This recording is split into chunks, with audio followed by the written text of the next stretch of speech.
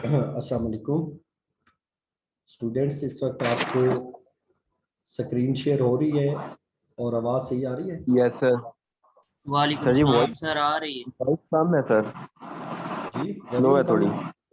Sir voice slow है थोड़ी। अब वॉल्यूम ठीक है?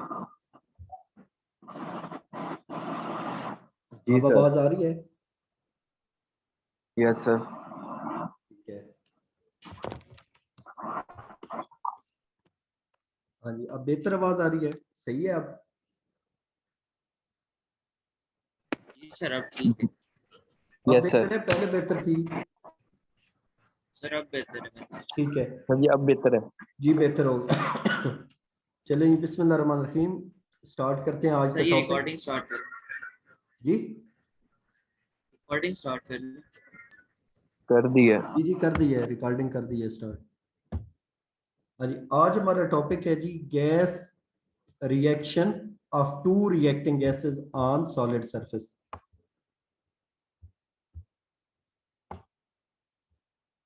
आपने लास्ट टाइम जो केस पढ़ा था उसमें हम सिंगल रिएक्टिंग गैस की बात कर रहे थे। कोई एक ही गैस थी जो कि किसी सॉलिड सरफेस पे एडजॉर्ब होके कोई रिएक्शन मुकम्मल कर रही थी।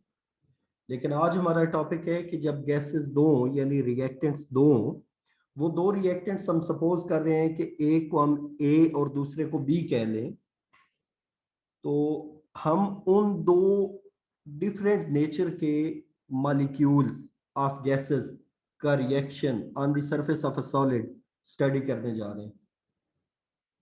वो मैंने बोला कि जो दो रिएक्टिंग गैसेस हैं हम उनको ए एंड बी अपने पास से नाम दे रहे हैं। अब चूंकि ये ए और बी दो डिफरेंट गैसेस किसी सॉलिड सरफेस पे आके एडजॉर्ब होंगी, तो वो जो सॉलिड सरफेस के मॉलिक्यूल्स हैं जो कैटलिस्ट के तौर पे यूज हो रहे हैं, वो सॉलिड सरफेस को हम या सरफेस को हम एस से डिनोट कर रहे हैं। S stands for the surface और ए एंड बी जो है they stand for molecules of gas of nature one and B for other nature. अब क्या है जी कि हम अगर इस किस्म का रिएक्शन स्टडी करें तो स्टेप्स क्या होंगे। सबसे पहला स्टेप, आप देखें कि कोई एक गैस, जो पहली गैस है जिसको हमने ए नाम दे लिया, वो सॉलिड सरफेस पे आके एडजॉर्ब होगी। तो इसका मतलब है कि ए के मॉलिक्यूल का सरफेस के मॉलिक्यूल के साथ कॉम्बिनेशन बनेगा, वो आपस में कम्प्लेक्स बनाएंगे।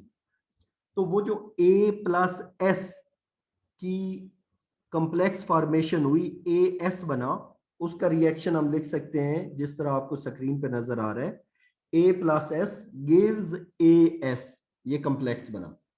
और ये चूंकि एडजॉर्प्शन का एक प्रोसेस है कि ए गैस एडजॉर्ब हो रही है सरफेस पे, तो हम इसके लिए रेट कांस्टेंट के वन लिख रहे हैं, यानी स्टेप नंबर वन से रेट ऑफ एडजॉर्प्शन, और ये स्मॉल के है, के वन। यहाँ पे जो हम इसका रेट लिखेंगे वो के वन ए एस, ए की कंसंट्रेशन और एस की कंसंट्रेशन। देखिए ना, हमारे पास जो रेट ऑफ रिएक्शन होता है, यानी हम कहते हैं कि वो डिपेंड करता है कि आपके पास इनिशियल कंसंट्रेशन ऑफ रिएक्टेंट्स क्या है, वो उनके डायरेक्टली प्रोपोर्शनल होता है। तो rate is directly proportional to the concentration of A molecules and similarly concentration of S, यानी सरफेस कितनी है और ए के मॉलिक्यूल्स कितने हैं, इन दोनों की कंसंट्रेशन पे डिपेंड कर रहा है। के वन वो रेट कांस्टेंट है और ये स्मॉल होना चाहिए, लिखते हुए कहीं गलती से के वन कैपिटल लिखा गया है, यहाँ पे असल में स्मॉल होना चाहिए। अब रेट की इक्वेशन पहले स्टेप के लिए बन गई के one into concentration of A and concentration of S, ये प्रोडक्ट हो गया तीनों का। पहली एडजॉर्प्शन का प्रोसेस था। आपको मालूम है कि जब एडजॉर्प्शन एक नेचर के गैस मॉलिक्यूल्स की हो रही है, साथ ही साथ ए के मॉलिक्यूल डिजॉर्ब भी हो रहे हैं। तो कुछ मॉलिक्यूल जो डिजॉर्ब हो रहे हैं उस कम्प्लेक्स से, तो ए एस वापस एडजॉर्ब्ड मॉलिक्यूल से डिजॉर्ब्ड ए और सेपरेट एस मॉलिक्यूल्स में भी जा रहा है। ये जो कम्प्लेक्स था ये टूट भी रहा है, यानी जो एडजॉर्प्शन हो रही थी वो वापस डिजॉर्प्शन में भी हम उसका रेट देखेंगे। अब साफ जाहिर है, अगर 1 मिनट के अंदर 100 मॉलिक्यूल एडजॉर्ब हो रहे थे और 3 मॉलिक्यूल डिजॉर्ब हो रहे, तो हम उनका नेट देखेंगे कि 100 एडजॉर्ब हो रहे हैं और 3 डिजॉर्ब हो रहे हैं, तो नेट 1 मिनट के अंदर 97 मॉलिक्यूल्स की एडजॉर्प्शन हो रही। तो इसीलिए हम यहाँ पे डिजॉर्प्शन को भी ज़हन में रखेंगे। और यहाँ पे जो रेट कांस्टेंट K1 लिखा हुआ है, ये जो नीचे जहाँ पे मैं अभी कर्सर को मूव कर रहा हूँ, ये असल में K-1 है, यहाँ पे माइनस साइन आएगा, ठीक है। K-1 ये डिजॉर्प्शन के लिए K-1 होगा, यहाँ पे भी K-1 होना चाहिए। मैं इसको बाद में ठीक कर दूंगा प्रेजेंटेशन को और आपको भेज दूंगा, लेकिन अभी आप समझें कि AS मैंने बोला कि जब एडजॉर्प्शन हो रही तो स्मॉल K1 लिखूंगा, और जब डिजॉर्प्शन हो रही टूट रहा है तो यहाँ पे K-1 लिखूंगा, माइनस फॉर डिजॉर्प्शन, यानी नेगेटिव साइन लगा दिया। तो जिस तरह ए मॉलिक्यूल किसी एक गैस की नेचर के एस सरफेस पे आके एडजॉर्ब हुए, एस बनाया, और एस डिजॉर्ब होके वापस ए और एस सेपरेट सेपरेट मॉलिक्यूल्स बने, इसी तरह सेम दूसरी गैस के लिए काम हो रहा है। ये ए नेचर के मॉलिक्यूल्स को हमने डिस्कस किया, अब बी नेचर के मॉलिक्यूल्स को डिस्कस करते हैं। बी के लिए भी यही सीन हुआ कि बी का मॉलिक्यूल आया बी गैस का एस सरफेस पे, और उसने बी एस कॉम्प्लेक्स की फॉर्मेशन की।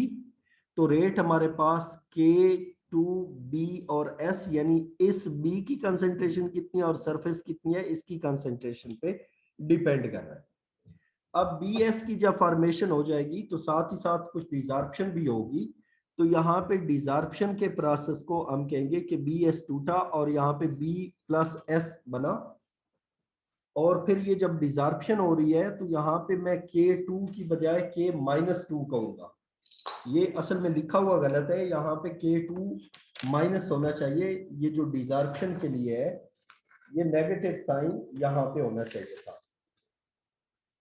तो अब मैं कह रहा हूं कि यानी जो डिजॉर्प्शन के लिए मैंने K1 सिंपली लिखा, डिजॉर्प्शन के लिए -1 लिखा, इसी तरह K2 मैंने desorption adsorption of second gas B के लिए K2 लिखा, तो डिजॉर्प्शन के लिए -2, यानी नेगेटिव साइन यहाँ पे होना है, ये बाद में मैं करेक्शन करके भेज दूंगा। तो अभी ये स्मॉल लेटर होगा K2, यहाँ पे भी करेक्शन होने वाली है। तो आपने ये देखा कि जो एडजॉर्प्शन एक गैस की है उसके लिए पॉजिटिव साइन है यानी 1 या 2, और डिजॉर्प्शन के लिए नेगेटिव साइन यहाँ पे -1 या -2। और मैंने कहा कि कम्प्लेक्स फॉर्मेशन हुई ए और एस जब मिले या बी और एस जब मिले और डिजॉर्प्शन में कम्प्लेक्स टूटा, तो नेट हम उनका देखेंगे। अब जितना भी नेट हुआ, यानी एडजॉर्प्शन हो रही है ए की भी और डिजॉर्प्शन भी हो रही है की, इसी तरह एडजॉर्प्शन बी की भी हो रही है और डिजॉर्प्शन भी हो रही, तो वो अब किसी टाइम पे जितने मौजूद हैं, जितने एडजॉर्ब हो चुके हैं, डिजॉर्ब होने वाले तो वापस उठ गए, वो जो एडजॉर्ब्ड मॉलिक्यूल एएस का कम्प्लेक्स बना और बीएस का कम्प्लेक्स बना, वो आपस में मिलेंगे, क्योंकि ये दो रिएक्टिंग गैसेस हैं। तो एएस और बीएस की जो कम्प्लेक्स की आपस में रिएक्शन है, मेजर स्टेप यही है कि एएस प्लस बीएस, और ये प्रोडक्ट की फॉर्मेशन कर रहे हैं। तो हमारे पास तीसरे स्टेप के हिसाब से जो इसका रेट होगा, यानी पांचवें स्टेप का जो मेजर है, तो ये K3, ये भी स्मॉल K3 होगा।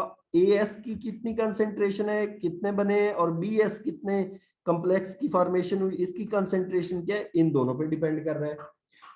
ये जिस तरह हमने पहले स्टेप्स के लिए लिखा। अब क्या है कि ये मेन स्टेप्स मैंने आपको बता दिए, स्टेप नंबर 1 2 3 4 5, ये 5 स्टेप्स हुए। पहले स्टेप में ए गैस एडजॉर्ब हुई, दूसरे में डिजॉर्ब हुई, तीसरे स्टेप में सेकंड गैस एडजॉर्ब हुई, चौथे स्टेप में डिजॉर्ब हुई, पांचवें में वो जो भी नेट कम्प्लेक्स ए एस बना था या बी एस बना था, एक गैस का कम्प्लेक्स बना या दूसरी का बना, उनके जो कम्प्लेक्स बने वो आपस में अब रिएक्शन करेंगे। तो K3 into A S into B S, ये हमारे पास मेजर स्टेप हुआ। अब नेक्स्ट हम देखेंगे कि अगर हम कंसीडर करें तो हमारे पास जो ओवरऑल रेट ऑफ रिएक्शन होगा, ये dx/dt, कि कितना चेंज आया, रेट ऑफ रिएक्शन क्या होगा कि change in the concentration of product और change in the concentration of reactant with the change in time, यानी इस रिस्पेक्ट से कि टाइम कितना हमने दिया और कितना चेंज आया, ये रेट ऑफ रिएक्शन है, और ये डिपेंड कर रहा होगा दो चीजों पे। वो दो चीजें हैं थीटा वन कि पहली गैस ने कितनी सरफेस कितनी फ्रैक्शन कवर की, और दूसरी गैस ने कितनी फ्रैक्शन कवर की, थीटा टू। ये थीटा वन और थीटा टू फ्रैक्शंस हैं जो रिस्पेक्टिवली गैस ए और गैस बी कवर करेंगी। अब अगर हम ओवरऑल फ्रैक्शन की बात करें, थीटा वन हो गया जो गैस ए ने कवर कर लिया, थीटा टू फ्रैक्शन होगी जो बी ने कवर कर, थीटा वी वो जो खाली हैं जो अभी अवेलेबल है उनको मैं थीटा वी यानी फ्रैक्शन अवेलेबल जो होगी या वेकेंट जो होगी उसको थीटा वी से कह रहा हूं। तो इन तीनों को अगर सम अप करें कि फ्रैक्शन जो कि कवर की ए गैस ने, जो बी ने, और जो वेकेंट है, इन तीनों का सम अप वन की इक्वल होगा। और अगर हम वन में से माइनस करें कि जो पहली गैस ने फ्रैक्शन कवर की और जो दूसरी गैस ने कवर की, यानी थीटा वन और थीटा टू मैं माइनस कर दूं, तो फिर मेरे पास वेकेंट सरफेस आ जाएगी। यानी वन में से मैं जब जितनी सरफेस थीटा वन ने कवर कर ली या थीटा टू ने, यानी ए गैस ने या बी गैस ने जितनी फ्रैक्शन कवर की, इन दोनों का सम आप इकट्ठा करके आप वन में से माइनस करें। एग्जाम्पल के तौर पे मैं कह रहा हूं, सपोज के 0.7 है जो ए गैस ने कवर की, और 0.2 है जो बी गैस ने कवर की, तो ये 0.7 प्लस 0.2 ये 0.9 हो गए। और टोटल वन में से जब माइनस करेंगे तो 0.1 फर्दर अवेलेबल है, वो 0.1 थीटा वी है।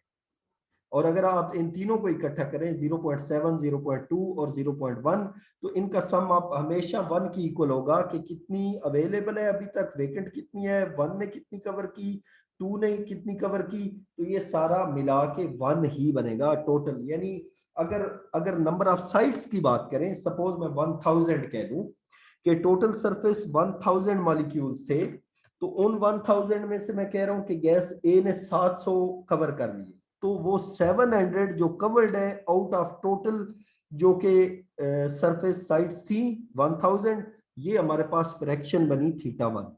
700 डिवाइडेड बाई 1000 यानी कवर्ड डिवाइडेड बाई टोटल, तो ये हमारे पास थीटा वन या ए गैस की कवर्ड साइट्स या फ्रैक्शन बनी। और इसी तरह 200 अगर गैस बी ने की तो 200 डिवाइडेड बाई 1000, इसको आप कहेंगे 0.2। और जो अवेलेबल होंगी 1000 में से 700 ए ने कवर कर ली, 200 बी ने कर ली, तो 100 ही बाकी अवेलेबल होंगी, तो वो 100 डिवाइडेड बाई 1000 यानी 0.1 अवेलेबल होंगी। ये मैंने अभी आपको क्लियर भी किया। अब हमारे पास overall rate of reaction dx over dt is equal to K3 into theta one into theta two. एक मिनट की, ये बीच में कोई मैसेज आया है,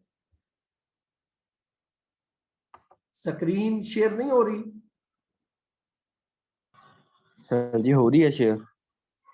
ये पेज नजर आ रहा है ना? Yes sir 5। ठीक है, ठीक है।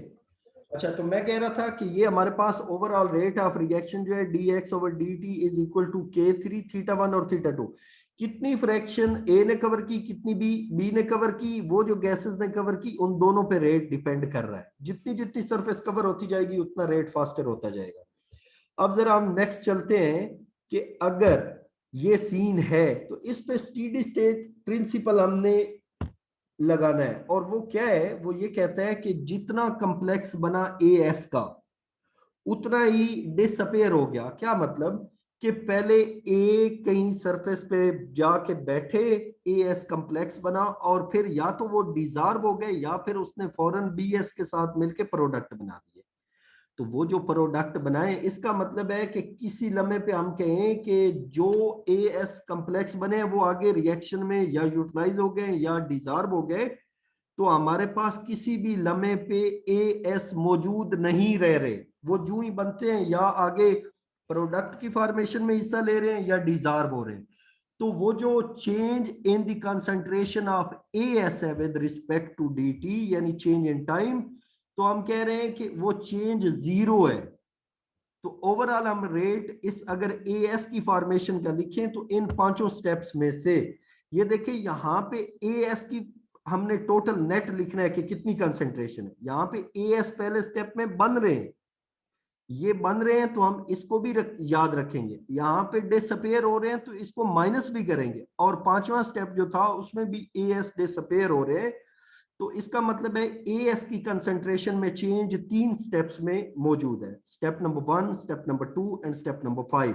स्टेप नंबर 1 में एडजॉर्प्शन हो रही तो कुछ एएस ऐड हो रहे हैं, स्टेप नंबर 2 में एएस डिसअपेयर हो रहे हैं तो कुछ माइनस हो रहे हैं, और स्टेप नंबर 5 जो था वहां पे भी आप देखें कि एएस जा रहे हैं, डिक्रीज हो रहे हैं, खत्म हो रहे हैं, तो यहाँ पे भी माइनस होगा। इसका मतलब है कि वो जो रेट ऑफ रिएक्शन की हमने इक्वेशंस लिखी हैं, पहले नंबर पे जमा हो रही है, एएस बन रहे हैं, दूसरे वाले में माइनस हो रही है, और पांचवें वाले में भी माइनस हो रही है। तो मैं इक्वेशन को यूं लिख लूंगा एएस की फॉर्मेशन के लिए कि K1 into concentration of A into S, जो कि पहले स्टेप का रेट था, माइनस ये दूसरे स्टेप वाला माइनस हो रहा है K-1, ये वाला मैंने माइनस यहाँ पे लिखा क्योंकि ये डिसअपेयर हो रहे हैं। इसी तरह जो जो पांचवें स्टेप में एएस और बीएस की कॉम्प्लेक्स जा रहे थे, आपस में प्रोडक्ट बना रहे थे, तो ये -3 भी डिसअपेयर हो रहा है। ए वाला यानी पहले वाले स्टेप का प्लस में है और बाकी 2 और 5 वाला माइनस में। अब जरा देखिएगा, जिस तरह मैंने एएस कॉम्प्लेक्स की फॉर्मेशन या उसके चेंज की बात की, इसी तरह बीएस की बात करते हैं, जो दूसरी गैस बी, जो कोई भी हो सकती है, अमोनिया, हाइड्रोजन वगैरह वगैरह, वो डिफरेंट एग्जांपल्स कोई सी भी हो सकती है, जनरली हम इसको बी कह रहे हैं। वो जो बी वाली गैस से कॉम्प्लेक्स बन रहा है, उसकी फॉर्मेशन किसी स्टेडी स्टेट प्रिंसिपल अप्लाई करते हुए, change in the concentration of Bs with respect to change in time is equal to 0।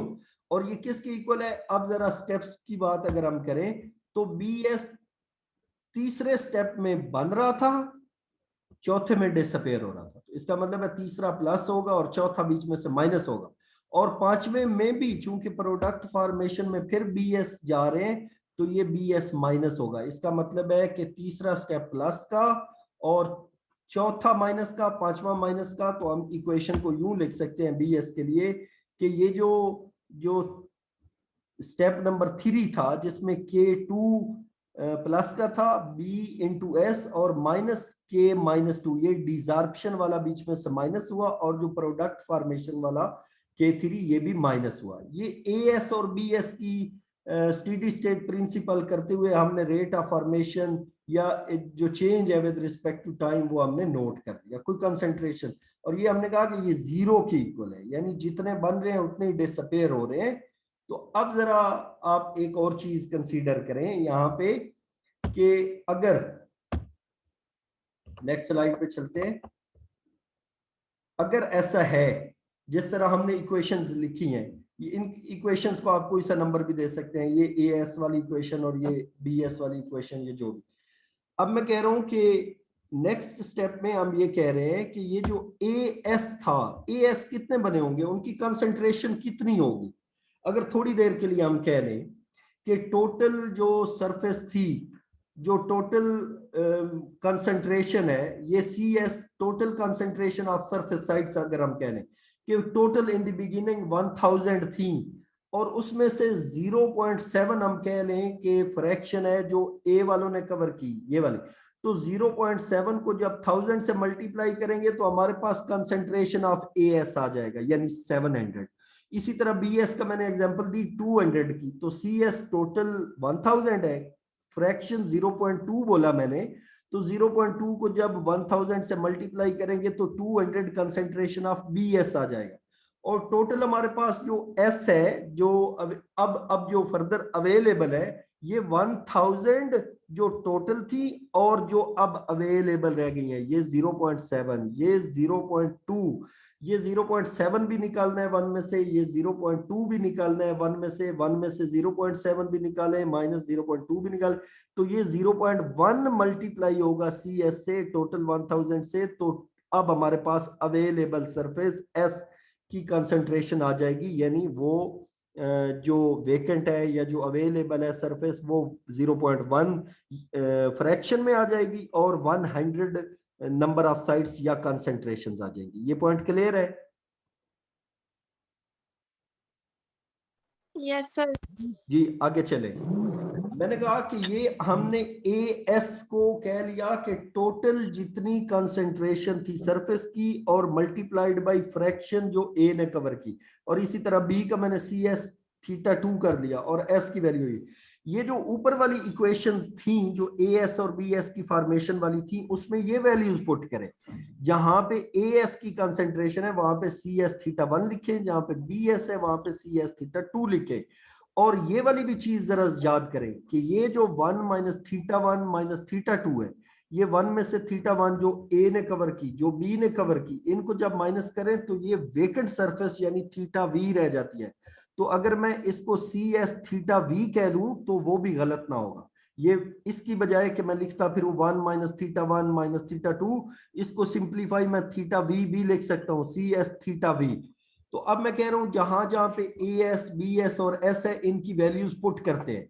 जरा वैल्यूज पुट करें। ये ऊपर वाली जो इक्वेशन थी इसमें देखें हमारे पास ये एस की वैल्यू हम पुट कर सकते हैं पहले, और वो एस की वैल्यू हमने लिखी क्या बोला, सी एस थीटा वी। और इसी तरह ये दूसरी इक्वेशन में भी यहाँ पे एस की वैल्यू पुट करेंगे सी एस थीटा वी। ये जो ए एस की हमने वैल्यू कही कि वो क्या थी बोला, सी एस थीटा 1, और यहां पे भी ए एस और बी एस की वैल्यू पुट करेंगे, C S theta 1 C S theta 2, और इसी तरह यहाँ पे बी एस की वैल्यू सी एस थीटा 2। अभी हमने ये जो वैल्यूज डिस्कस की, ए एस के लिए सी एस थीटा 1 और बी एस के लिए सी एस थीटा 2, ये वैल्यूज हम पुट करेंगे इस इक्वेशन में। जब इक्वेशन में पुट करेंगे तो इक्वेशन हमारे पास इस फॉर्म में आ जाएगी। यहाँ पे ये थीटा वी या 1 माइनस थीटा 1 माइनस थीटा 2 ये वैल्यू पुट की गई है, सी एस ये कौन सी वैल्यू पुट की गई है जरा देखें, ये एस की वैल्यू पुट करें, बाकी रह जाएगा के 1 इंटू ए इंटू एस की वैल्यू है, और वो क्या आ रही है के 1 ए, और वो वैल्यू थी सी एस थीटा बी, ये चीज इसी तरह बी एस वाली इक्वेशन में पुट की गई है। आगे जहां पे एस की वैल्यू पुट करनी थी और जहां पे ए एस की, ये ए एस की वैल्यू पुट की गई है ए एस वाली, और यहाँ पे ए एस की भी और बी एस की भी, चूंकि सी एस थीटा 1 और सी एस थीटा 2 थी तो वो सी एस 2 बार था, आपस में मल्टीप्लाई होके स्क्वायर हो गया, साथ में थीटा 1 थीटा 2। इसी तरह इस इक्वेशन में भी सेम हुआ है, चूंकि ये के 3 के साथ दोनों चीजें आ रही थी, ए एस भी मल्टीप्लाई हो रहा था और बी एस भी मल्टीप्लाई हो रहा था। ऊपर वाली जरा स्लाइड पे देखें, ये A S multiplied by B S, A S वाली भी वैल्यू लिखें बी एस वाली भी।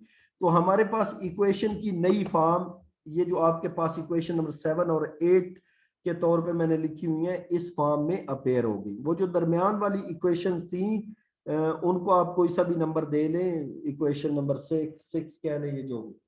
अब मैंने बोला कि ये 7 और 8 नंबर जो इक्वेशंस आई हैं इनको जरा गौर से देखें। इसमें K1 ए की कंसेंट्रेशन और सी एस ये बीच में थीटा वी के हैं, या ये सारी इक्वेशन लिखे, माइनस डिसॉर्प्शन वाली और माइनस ये तीसरा स्टेप, ये जो फॉर्म डिसअपियरेंस वाला था, इसी तरह ये वाला। अब हमारे पास ये कहा जाता है कि ये वाला जब K3 टेंड्स टू 0, कि ये वाला जब रेट बहुत ही कम हो, यानी ज्यादा टाइम तो ले रहे हैं कि कम्प्लेक्स कब बनेंगे, जब कम्प्लेक्स बन जाएंगे उसके बाद रिएक्टेंट ए और बी आपस में फौरी तौर पे रिएक्ट कर जाएंगे और K3 तो 0 के इक्वल होगा। और जब K3 0 के इक्वल हो तो हम इस K3 के साथ जो मल्टीप्लाई होने वाला है यहाँ पे 0 अगर कंसीडर करें तो हम कहेंगे ये फिर सारा तो 0 हो गया, K3C है ये जो फैक्टर दिखा हुआ। और इसी तरह ये वाला जो K3CS स्क्वायर थीटा 1 थीटा 2 8वीं इक्वेशन में, ये दोनों तो फिर खत्म हो गए। मैं कह रहा हूं कि इसको जरा समझाने के लिए कि ये वाली चीज जो इक्वेशन में यहां पे जिसको मैंने अभी हाईलाइट किया, ये इसको आप कह लें, ये जिसपे मैंने ब्लू वाला सर्कल लगाया, ये दोनों इक्वेशंस में से मैं कह रहा हूं कि ये जब 0 के इक्वल हो जाए तो इसको तो हम फिर इग्नोर कर देंगे, क्योंकि इसमें K3 रेट ऑफ रिएक्शन जो था वो हम कह रहे हैं कि 0 के इक्वल समझ रहे हैं कि यानी इट टेंड्स टू बी 0 के बराबर। तो इन दोनों को अगर हम इग्नोर करें तो मैं कह रहा हूं कि फिर इक्वेशन बाकी क्या रह गई, ये देखें कि ये दो हिस्से रह गए, K1 कंसंट्रेशन ऑफ ACS और ये थीटा V और ये माइनस वाली। इसी तरह इस इक्वेशन में K2 वाली जो डिसॉर्प्शन वाली माइनस वाली थी वो माइनस में आ रही। अब ये माइनस इस साइड पे माइनस है, अगर मैं इक्वेशन के दूसरी साइड पे इसको यहाँ पे भेज दूं तो ये प्लस हो जाएगा। इसी तरह इक्वेशन नंबर 8 में से जो सेकंड वाला है K2 वाला, जो B वाली गैस ने एब्जॉर्प्शन डिसॉर्प्शन से की हुई है, तो इस वाले को मैं कह रहा हूं अगर मैं इधर भेज दूं तो ये भी प्लस का हो जाएगा। तो इसका मतलब है यहाँ पे समझने के इक्वल आ गया, और दूसरी साइड पे ये जाके 7 वाला और 8 वाले में ये K-1 और -2 ये प्लस हो गए। और अगर ये प्लस हो जाए, ये वाली सारी जो मैंने बात बोली है वो लिखी हुई है। मैं कह रहा हूँ नेक्स्ट स्टेप में ये वाला जो यहाँ पे माइनस था ये दूसरी साइड पे आके ये प्लस हो गया, और इसी तरह अगली इक्वेशन में भी प्लस हुआ है। ये यहाँ पे फिर क्या होगा, ये जब प्लस हो जाएगा K1 इस साइड पे माइनस वाला और इस साइड पे प्लस वाला, इन दोनों को कंपेयर करें, यहाँ पे CS इस साइड पे भी जिसको मैं अभी इंसर्कल कर रहा हूँ, इस वाले को इंसर्कल कर रहा हूं। मैं कह रहा हूं कि ये जो रेड कलर में अभी मैं इसको इंसर्कल करने लगा हूं समझाने के लिए, कि ये जो रेड कलर में, ओके एक मिनट ठहरिएगा,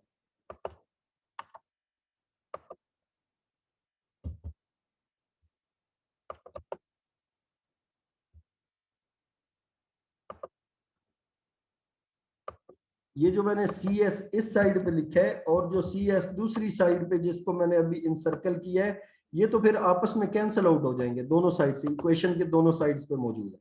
इन दोनों को जब कैंसिल आउट करें इन दोनों को जब कैंसिल आउट किया जाए तो फिर इक्वेशन को हम नई फॉर्म दे सकते हैं। CS दोनों साइड से उड़ गया और ये K-1 साथ में थीटा है, और इस साइड पे K1 A की कंसंट्रेशन और थीटा भी। यहाँ पे अगर आप ये K-1 भी दूसरी साइड पे फेंक दें तो वो इसका डिवाइडेड बाई आ जाएगा। याद रखिएगा ये K1 और ये K-1 या K2 और K-2 ये सारे स्मॉल लेटर्स हैं। के ये लिखते हुए मुझे जल्दी में मिस्टेक हुई, मैं स्मॉल नहीं लगा सका, लेकिन बाद में इसकी करेक्शन कर दूंगा। ये वाले स्मॉल लेटर्स हैं K-1 और ये वाला K-1।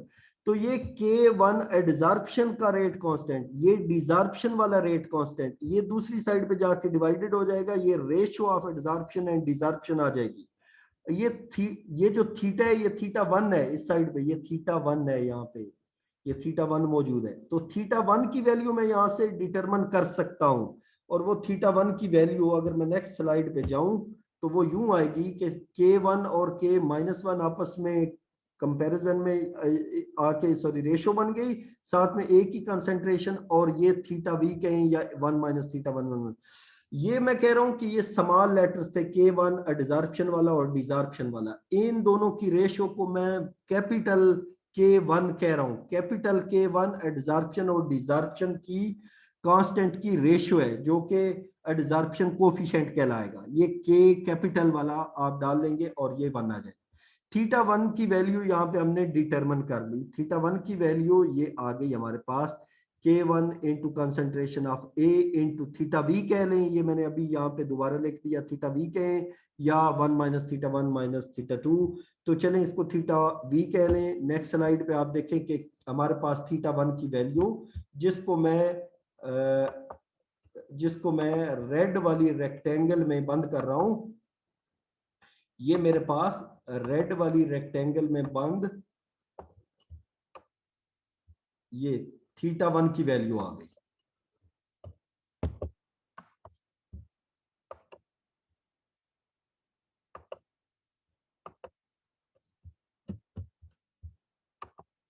ठीक है जी, ये जो रेड वाली रेक्टेंगल में बंद है ये θ1 की वैल्यू आ गई। अब इसी तरह दूसरी इक्वेशन में से जो हमारे पास इक्वेशन थी BS वाली, उसमें से हम θ2 की वैल्यू डिटरमिन करेंगे। और याद रखें ये यहाँ पे जब हम बात कर रहे थे कि इससे ऊपर वाली इक्वेशन में यहाँ पे ये मैंने कहा था कि ब्लू वाला फैक्टर तो डिसअपेयर हो गया, और ये जो डिजॉर्प्शन वाला है K-2 ये दूसरी साइड पे जाके इक्वल हो गया, यानी प्लस का बन गया। तो यहां से आप θ2 की वैल्यू डिटरमिन करेंगे, ये K-2 दूसरी साइड पे चला जाएगा, K2 का डिनोमिनेटर बन जाएगा, ये भी रेशो बन जाएगी, साथ में B है, ये सी एस आपस में डिसअपेयर हो जाएंगे, कैंसिल आउट हो जाएंगे, और θ2 की वैल्यू आप डिटरमिन कर लेंगे। स्टेप वाइज अगर आप देखें तो आप यूं कहेंगे कि हमारे पास इक्वेशन ये थी, और इसमें से सी एस कैंसिल आउट हो गया, और सी एस कैंसिल होने के बाद θ2 इधर ही रहने दें, और ये K-2 दूसरी साइड पे जाके K2 का डिनोमिनेटर बना, ये रेशो बन गई, B ऐसे ही रहा, और साथ में ये θ2। इसी तरह जिस तरह पहले मैंने बोला था कि कांस्टेंट जो ए गैस के एडजॉर्प्शन और डिजॉर्प्शन के हैं K1 और K-1, उनकी रेशो को मैंने एडजॉर्प्शन कोफिशिएंट बोला था। इसी तरह अब ये K2 यानी जो सेकंड गैस ने किया है उसकी रेशो को कैपिटल K2 से मैं डिनोट कर रहा हूं। ये वाला भी K स्मॉल है इस साइड पे K2 और K-2 वाला, लेकिन ये वाला कैपिटल आप लिखेंगे तो K2 ये एडजॉर्प्शन और डिजॉर्प्शन के रेट कांस्टेंट की रेशियो से एडजॉर्प्शन कोफिशिएंट बना। अब हमारे पास θ2 की वैल्यू ये वाली आ गई, जो कि अगेन मैं रेड वाली रेक्टेंगल में बंद कर रहा हूं समझाने के लिए। ये जो रेड वाली रेक्टेंगल में यहाँ पे वैल्यू बंद हुई, ये हमारे पास अब इसमें ये जो स्मॉल ब्रैकेट में कोई चीज है ये θv है, आप इसको ऐसे रहने दें या θv कर लें। ये θ1 और θ2 यानी फ्रैक्शन कवर्ड बाय गैस ए और फ्रैक्शन कवर्ड बाय गैस 2, ये फ्रैक्शंस हमने डिटरमिन कर ली, और ये इसलिए डिटरमिन की कि हमने ऊपर इक्वेशन में पढ़ा कि रेट ऑफ रिएक्शन dx/dt वो फ्रैक्शंस पे डिपेंड कर रहा है। यहाँ पे हम बात कर रहे थे ये वाली चीज K3 इंटू θ1 और θ2, तो ये θ1 और θ2 की वैल्यूज हमने डिटरमिन कर ली, और साथ में ये K3 आ रहा है, K3 रेट कांस्टेंट है। अब हम क्या करेंगे, अब हम θ1 और θ2 की वैल्यू डिटरमिन करने के बाद यहाँ पे ये जो मैंने रेड वाली लगाई इन सर्कल की, ये वाली वैल्यू कह ले, या अगली स्लाइड पे आप देखें कि अगर θv को रिप्लेस करें उसकी वैल्यू से जो पहले हमने लिखी थी, तो ये भी उसकी एक फॉर्म है। ये वाली रेड में जो रेक्टेंगल में बंद है ये भी θ2 ही की वैल्यू है। तो θ1 और θ2 की जो वैल्यूज हमने डिटरमिन की ये रेट वाली इक्वेशन में पुट करेंगे, लेकिन उससे पहले जरा एक और चीज हम डिस्कस कर लें। मैंने बोला कि θv इज इक्वल टू कि जो वेकेंट सरफेस है वो वन में से आप जो ए गैस और बी गैस ने फ्रैक्शन कवर की उनको माइनस करें। ये 1 माइनस θ1 माइनस θ2 ये θv के इक्वल है। यहाँ पे θ1 की वैल्यू आपने अभी डिटरमिन की है और θ2 की भी वैल्यू डिटरमिन की, ये वैल्यूज पुट कर दें। अभी आपने जो वैल्यूज डिटरमिन की θ1 की थी K1 ये adsorption coefficient into concentration of A into θv, ये जो ऊपर हमने रेड में रेड रेक्टेंगल्स में बंद की थी वैल्यूज, ये वो वाली वैल्यूज के ए के लिए, और इसी तरह ये सॉरी θ1 के लिए और θ2 के लिए, ये हमने दोनों वैल्यूज लगा दी। इन दोनों में आप देखें 1 माइनस K1 इंटू ये और ये जो थीटा वाली वैल्यूज हैं जो इस साइड पे माइनस और इस साइड पे माइनस है, ये इक्वेशन के दूसरी साइड पे जाके प्लस हो जाएंगी, और मैंने यही किया है कि यहां से इन दोनों को उठा के इक्वेशन के लेफ्ट हैंड साइड पे भेजा है, तो ये θv में ऐड अप हो गई है, θv प्लस K1 इंटू ए θv और इसी तरह K2, और ये इक्वल रह गई 1 के, ये 1 के इक्वल आ गई। अब इन तीनों में से ये θv और यहाँ ये θv, इन तीनों को आप कॉमन ले सकते हैं, और कॉमन लेने के बाद आपके पास इक्वेशन की शेप इक्वेशन की फॉर्म ये बन जाएगी। आपने θv कॉमन ले लिया, इस साइड पे 1 इक्वल था, ये जो इस θv के साथ प्रोडक्ट में मल्टीपल में आ रहा है, इस साइड पे जो मल्टीप्लाई हो रहा है, ये दूसरी साइड पे 1 का डिनोमिनेटर बनेगा, डिवाइड हो जाएगा जाके। अब ये जो डिवाइड हो रहा है यहां से आपने θv की वैल्यू भी डिटरमिन कर ली।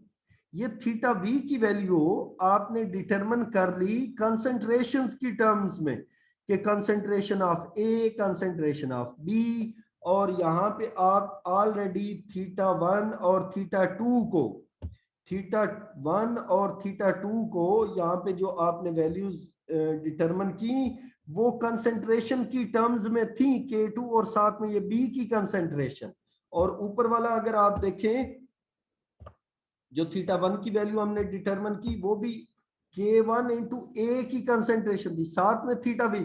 ये थीटा V कोई फ्रैक्शन थी जो हमने अभी कंसंट्रेशन की टर्म्स में लिख ली।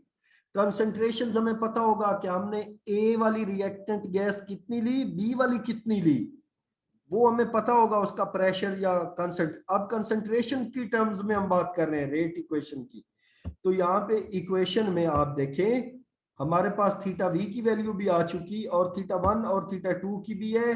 तो आप क्या करें कि थीटा 1 में यहाँ पे थीटा 1 में जो 7 वैल्यू थी, सॉरी यहाँ पे स्लाइड आगे पीछे हो गई, इसको जरा मैं फिर से बता रहा हूं।